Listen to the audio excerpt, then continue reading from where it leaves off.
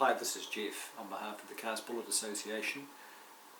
This is the first in a series of videos, 101s if you will, that the leadership team at the CBA are going to be putting together to help like-minded people to get the best success they possibly can out of their bullet casting and shooting. And today I want to start with one of the most critical, if not the most critical part of bullet casting, having a spotless mould to begin with. Moulds like this steel one from Lime are traditionally stored in some sort of preservative to prevent rust and corrosion.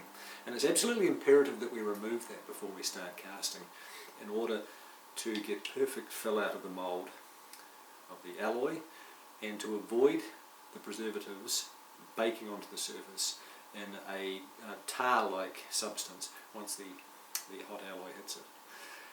There are numerous ways of doing this. Some people like to use solvents or acetone, petroleum products, petrol, gasoline. But one of the most easy ways I've found is just with simple dishwashing liquid, a toothbrush and some recently boiled water. So that's what I'm going to do today. So the first thing, we're going to get some water, a nice plastic container here, get our toothbrush wet, and get some washing up liquid onto our mould. And then we're going to give it a really good scrub. All the nooks and crannies, absolutely imperative that we get all the preservative out of here. A really good scrub of the cavities in the top of the mould where the sprue plate connects, and then the other side of the mould as well.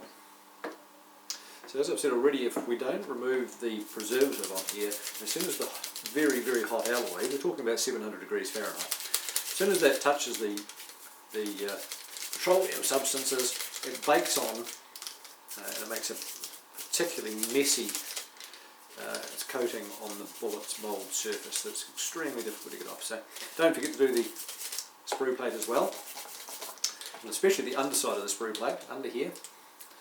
Surface under there where it touches on top of the mould. And if your mould's really, really seriously caked in some sort of preservative, it may be an idea to start with a solvent of some description to start with, but for the most part this works fine.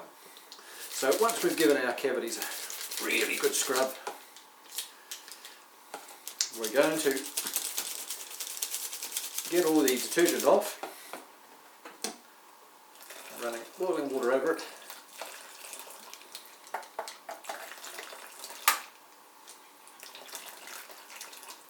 And I'm going to give it a quick shake and then a bit of a dry down with a nice absorbent fluffy rag just to take off any of the surface water so we don't get spot rusting when we dry off our mould.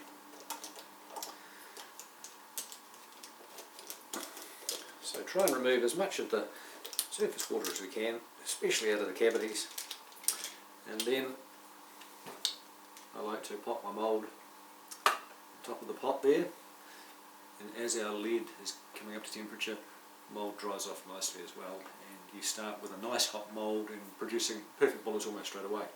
Now that cleaning process applies to not only steel moulds but also to the likes of aluminium or aluminum, as our American cousins say. This Lee mould here, same principle. Whilst it may not be stored with a preservative on it, the mould per se, the sprue plate is still metal, and so that's something to consider.